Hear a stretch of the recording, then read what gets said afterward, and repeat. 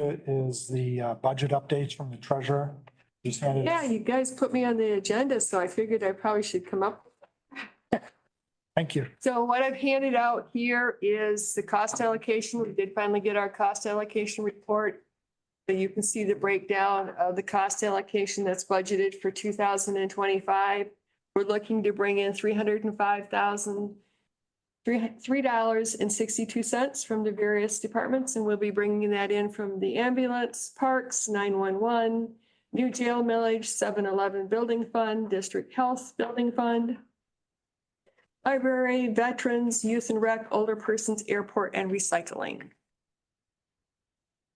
So hopefully we don't have any big issues like we have in the past. We should not.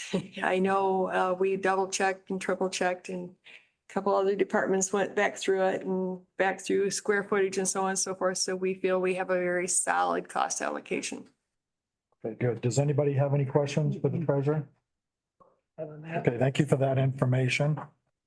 The other sheet I handed out for you, because we've been talking about your budget policy and the percentage of money that you need to have or you want to have in, of your budgeted balance. So as of November 18th, the 2025 budget was showing $13,181,359 in expenses. And we were projected to have an unrestricted fund balance this year after you guys moved the balance of the ARPA money into the general fund. An unrestricted fund balance of $3,200,457.09. That just happens to work out to be 24.28% of the budgeted expenditures. So you are that close to being above your threshold to stop layoffs. And that's, like I said, after you brought the ARPA money in and the adjustments that have been made so far in your 25 budget.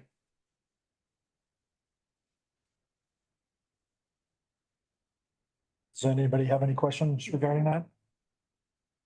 No? And that's all I have. Okay, thank you. Thank you for the updates.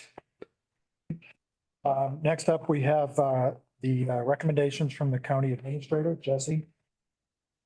We began the process this year with a projected deficit to the FY 2025 budget. For the past 6 months, this board's worked at bringing down that number. This has been done through a number of ways, including hiring freezes and various line item cuts, as well as eliminating some positions. To date, some of those positions have included, or will include going forward, 3 from grounds and maintenance, 1 from the commissioner's office, 1 from MSU extension, 1 hunt officer, and 1 deputy. Additionally, the board has a combined $100,000 in cuts from various department budgets line items. They've restructured 2 departments for savings of $45,000, renegotiated contracts and conducted building fund transfers equaling $40,000, performed 2 one-time, I want to repeat that, one-time transfers from both the tax revolving fund and the opioid remediation fund, totaling in for a total, not with the remediation fund, I apologize, but the tax revolving fund for $475,000. If approved today, the final cuts will also include an additional $215,000 cut from the sheriff's budget for 2025, an additional transfer from the opioid remediation funds for 25 in the amount of $165,000. So in essence, this will produce a balanced budget for the first time in over half a decade. It does come again with cuts and a lot of one-time spending in order to buy a little bit of time so that our sheriff has time to work with his team in order to make sure that transfer is as smooth as possible for our employees. With that being said, we'll get started with the recommendations. The first recommendation is a transfer of $15,000 from Fund 245, it's known as the 7-Eleven building, to the general fund. Do you want me to stop at each one of these to review and have you do a motion, or do you want me to go through the I'd say go, unless someone has questions, I'd say just go through it and then we can stop you, or with that, everyone good with that? We would discuss each separate line that he's got, or paragraph or whatever. Yeah, as he's going, if you have any questions, just pause for a second. Okay. Another transfer of $15,000 from Fund 246, which is the District Health Building Fund, to the general fund. Approve the signing of a letter to Target Alpina LLC ending our contract dated 4/27/23 for a savings in the 25 budget of $5,000. Approve the allocations of funds from Fund 284, the opioid remediation fund, to line item 101-351-699.284 in the amount of $83,600 for FY '24 and $125,400 for FY '25. This would go towards our jail nurse. Approve the allocation of funds from Fund 284 opioid remediation funds to line item 101-296-699.284 in the amount of $40,000. This would go to help fill the vacancy in the prosecutor's office, which we've been trying to fill for a while. Unfortunately, the salaries we are offering are not competitive enough, and we're pretty much against the wall at this point. Doing that transfer would ensure that position is free through 2028. So I did ask some questions, or at least some discussion on paragraph 4, as Jesse has mentioned. So in reviewing that, so for 2025, you're looking at $165,000, you're recommending $165,400 be taken from the opioid settlement funds. And additionally, $83,600 from for this year, for 2024, for a total of $248,600 of the opioid settlement funds. That equates to, of the available funds plus projected distribution funds, that equates to about 65% of the available funds in the opioid funding. I just want to be careful or be cautious and make sure we all understand that we've asked for an opioid steering committee to be formed. It hasn't yet been formed. It exists in a more of an informal fashion that I've been involved with. So we're putting the steering committee, yet we're making recommendations on their behalf without them actually being provided any input. Not that we can't do that, and legally, can we do that? Yeah, maybe, and I haven't dove into the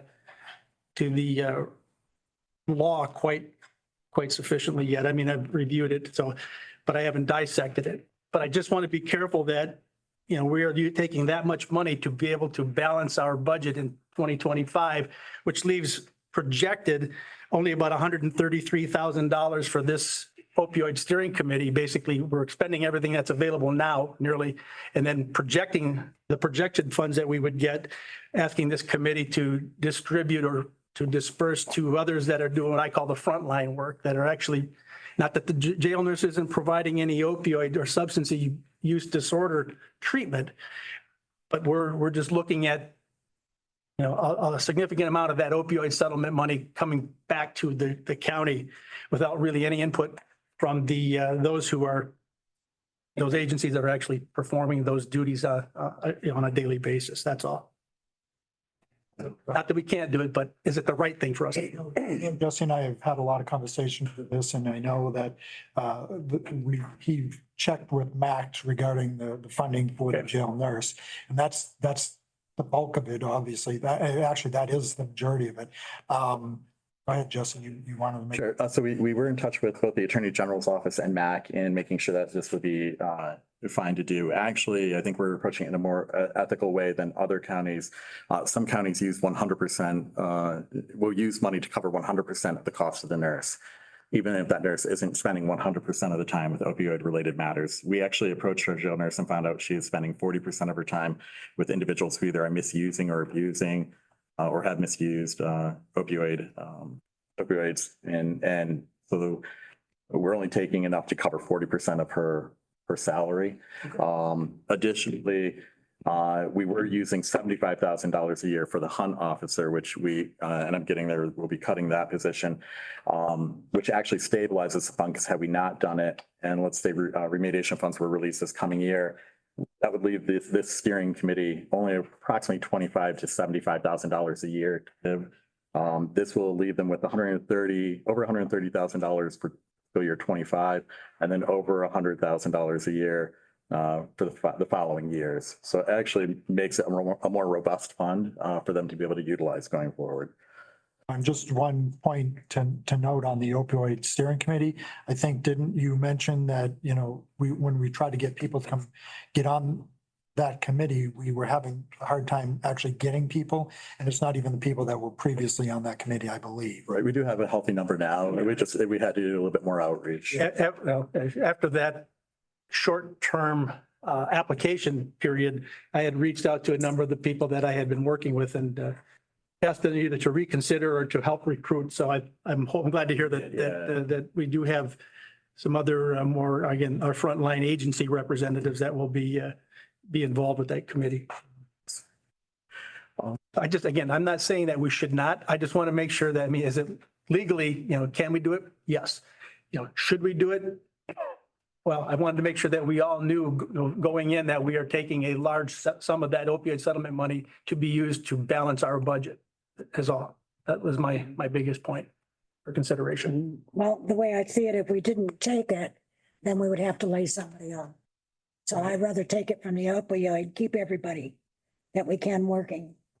And being we can take it, I think we did the right thing. But I think it's important to mention also that some of these one-time transfers are an effort on our part to make sure that we're working with the employees and their families to make sure that, again, appropriate planning can take place during that transition out rather than just basically saying, hey, it's January 1, hope you had a great holiday, see you later. So it buys time. Yep. Yeah, because I think as we go through this, the majority of these cuts, this helps us, we're going to be at a point where we're good for 2025, but we cannot wait till, September of next year to start figuring it out. Because if we do, we're going to be in a serious problem. I know this past year, we started back in July, I think it was, that we broke it down into committees, which I think actually gave us more time to review budgets, at least for me, I know that, because a lot of times in the past, since I've been a commissioner, we haven't really even dove into the budget portion until end of September, beginning of October. And we try to squeeze in 5 meetings in that, or 6 meetings, whatever. And I feel, and Bill, how many times have we said we've cut all the paper clips? There's no paper clips left to cut. So I think we've done a lot better job this year than we have in the past. All right, is everyone good? You good with? Yeah, I'm good right now. I just wanted to make sure we had the discussion and the awareness is there prior to any kind of a vote. That's all. Thank you. So you move on? So the next proposed cut would be $74,477 from Department 303, the HUNT program. This would eliminate this position. Next one, now the following these are frustrating that I had to add these, to be honest. As I was moving through the process, I'm learning a lot and I'll apply the the things I learned next time around. We did some payroll adjustments, and the way the system works is when it pushes through, it oftentimes will go through and return numbers that we may have changed during the course of the year back to the original numbers, which then caused us to have to go in and retweak. So for example, early on, we had moved human resources was split between 2 departments, its own department, HR, and the commissioner's office. In an effort to try making sense of it, where it's all under its one own department, salary, paper clips, everything, we did move that position to the HR department. When we pushed through payroll, it duplicated that position, kept it in HR, but then put it back in commissioner's office as well. So these bottom ones are more, there's a couple that I will highlight, but more so this is just to correct the work that you've already done. However, because it pushed through and changed those numbers, I didn't want you to look at the thing and say, well, this is the number I'm showing and not realize that that was a correction that was maybe made 3 months ago, during a discussion. So with that being said, the correction needed cutting 56,153 from line item 101-702.003. This line item also appears in 101-270-702.003 where it belongs. So again, that correction isn't changing anything. It's just fixing an error. Number 9 is also tied to that, and those would be some of the benefits and other items. So it's moving $300 from 101-101-712.000, cutting 4,403 from 101-101-716.000. Cutting $14,798,000 from 101-101-718.000, cutting $1,500 from 101-101-724.000, .018, cutting $1,500 from 101-270-724.018, and then increasing 101-270-718.000 to the 14,798. And again, those adjustments are just tied to the same position that was in the previous, the HR item.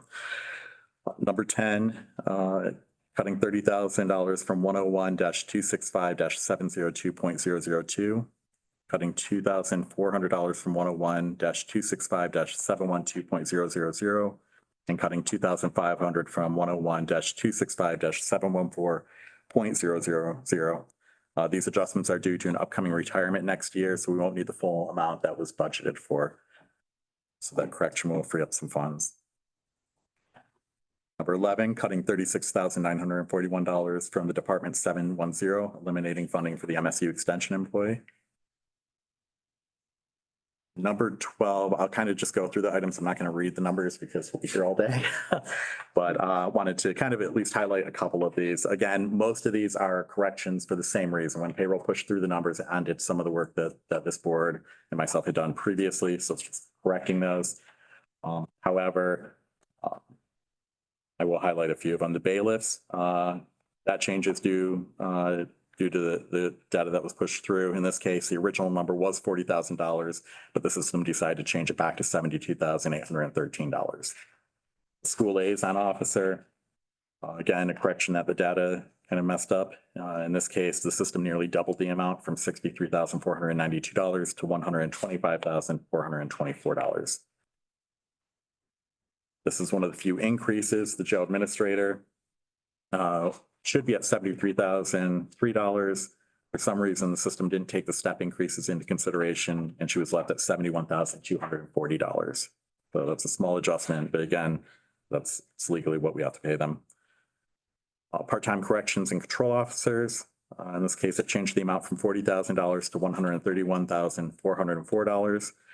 This is an issue that we found where the system fails to recognize part-time employees unless it's manually entered. Two small increases that were not previously made, but I did talk to the sheriff about the retention bonus and the sign-on bonus, and that's, I think, less than $2,000 between the two.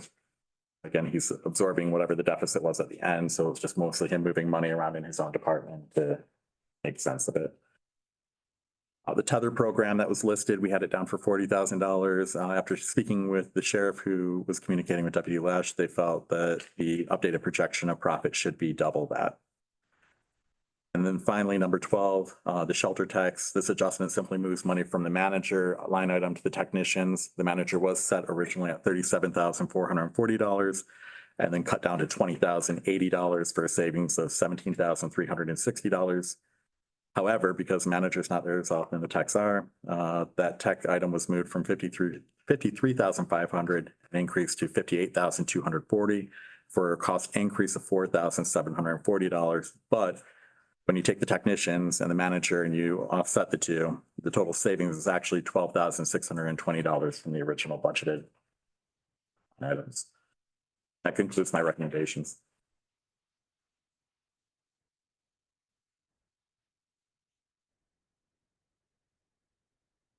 So you're good? You're done? Yes, sir. Okay. I know we've had this discussion in the past with the part-time. I was talking to Justin yesterday.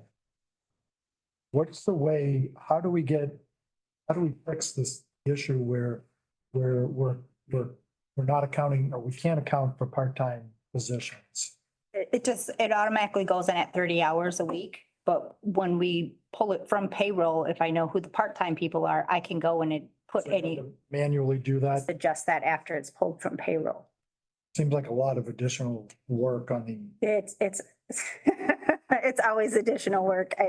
Basically, I have to go through every single employee and see where they're supposed to be if we do it, the payroll budget through our HR software. you have no recommendation on how to fix that, other than getting new software? Other than completely replacing our software and everything, no, I honestly don't. I don't have any. Before we had BSNA, all of the payroll was all calculated with spreadsheets. and manually put in when we had the previous accounting software. So we should just be thankful that we got what we got. I mean, it is helpful, but It's, there's still manual entries you have to make afterwards because especially since if I pull the employees from payroll, I'm getting what is current. So if there's any changes that you're projecting for next year, that's not going to be reflected. It's only going to be what is currently entered into our payroll system today. So I always have to go in and manually, like if someone has an open position that they're trying to fill next year, I have to input that open person in. Otherwise, it shows up as a zero. Otherwise, it doesn't even take into consideration that it's even open. Yeah. So Are you able, do you have to manipulate the step increases? So if you know someone's due a step increase? not usually, that those are, once they're built into our payroll system.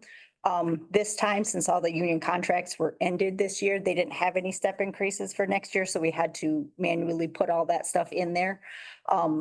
But usually it will take into consideration once we have it into our payroll system. It should, everybody's step increases if they're eligible for step increases. So how many times did you have to manipulate this since we started? Since July, Yeah. I didn't count. I don't even count. So it is a lot of additional work for your, or is it for you? For me, it is, but it kind of has to be done. You So, like doing it, right? yeah, and Jesse's been working pretty hard to catch all of the stuff that, because I don't necessarily know that it's incorrect because it's just a number. I just see a number. I don't see, what the intention behind it is. So. And this is one of those things that I said, like, I learned along the way. So next time around, as we're moving through the budget process, I'll probably keep my own spreadsheet kind of separate, kind of noting the different changes that we're making. It'll be much easier than if I can give that to Carrie when she goes in the first time. So I know you sent us a spreadsheet. Is that something that you could do at the very beginning to see where we are from the very beginning? And then kind of compare it to like, if next year at this time, moving along, you can compare it to see, to make sure those adjustments were accurately input? Is that is that what you're saying? Possibly. Yeah, I would have to work with the treasurer and the clerk to see if maybe there's a way to figure that out, but. Okay. Has IT talked with the software people to see, we can't be the only county that has part-time people. I don't think so. I don't know if it was just ever designed to be like that. I honestly, I don't know how the process before was handled, but, so the software that we currently have, BSNA, is used quite a bit throughout the state, and this is just how their payroll interacts with the budgeting module as well. And the software we had before no longer is in existence. But like I said, even with that, we had to manually calculate everything in spreadsheets and then manually put it in. If I may, Chair, I just want to make sure, so I don't want to discuss software glitches anymore because that really isn't germane to what we're here for today, I don't think, but anyway, I want to just make sure, Jesse, that I understand this correctly that you put out. To balance our budget for 25, the board will approve $475,000, transferring that from the tax revolving fund to the general fund. Transferring $165,000 from the opioid settlement or opioid remediation funds to the general fund. Cutting the positions that you addressed, the grounds of maintenance, commissioner's assistant, a deputy and MSU and Hunt, as a cut of savings of $370,000. The sheriff's budget from 24 will be cut $215,000. There's a variety of other smaller cuts from different line items of $100,000. Including the cuts in some of the reorganization that we've done of $45,000. And then the renegotiated contracts and building fund transfer saves $40,000. Just want to make sure that's what we're looking at. Correct. Okay. Those are So that we can- approximate numbers, but they're. Okay, I mean, it's their ballpark so that, yeah, okay. Yes, sir. All right. I just wanted to clarify. Thank you for that. Jesse, where does that leave us for 26 then? Off the bat. So or for- as it stands for For 26, I mean, we're putting all this money in for one-time allocations. So Without even talking to the treasurer, I'm already anticipating a $650,000 shortfall for 26 because we're not gonna have that one-time funding. Yeah. right. So basically, we can't wait till next year at this time. This is gonna be probably an all year. I've already set up a meeting, me and the sheriff are meeting tomorrow to start working on the 26 budget, so. That work begins tomorrow for me. Yeah, because again, all those numbers I read off that were provided by you, that's, $1.4 million. So, yeah, and a lot of that is one-time funding. So So this board was able to, though, I mean, that was 50% of that this board was able to we were find. able to, to find, exactly. Yeah, okay. Okay, 50%. Of what the projected deficit was. So if half that was one-time funding, the other half Oh, yeah. actual cuts. Yeah. And other adjustments made by the board. that cuts to the 3, 4, 5, 6, 7 positions. Or not hiring freeze and not filling and backfilling up to 7 positions. So, okay. Is there any other questions from any of the board? So do we are we, I mean, we're the full board, are we making a recommendation then for the full board next To week? adopt these recommendations and push it through, and then next week you would vote it out for public display. Okay. So all those budget cuts, everything that we've discussed, I guess, how do we? So, Make a motion to adopt the recommendations as presented. okay, so I'd look for a motion to adopt the recommendations that have been outlined by county administrator for our 2025 budget. We'll make that motion. Motion by Commissioner Fournier. I'll support. Support by Commissioner Ludlow. Any further discussion? Roll call vote, please. Commissioner LaHaye, Yes. Commissioner Ludlow, Yes. Commissioner Bray, Yes. Commissioner Peterson, Yes. Commissioner Fournier, Yes. Commissioner Francisco, Yes. Commissioner Konashevsky, Yes. Commissioner Kozlowski. Yes. Motion carried. Guess that's all we have for today unless anyone else has any other information. If not, I'd look for a motion to adjourn. Motion by Commissioner Hay. Support by Commissioner Peterson. All those in favor signify by saying aye. Aye. Opposed, same sign. We're adjourned.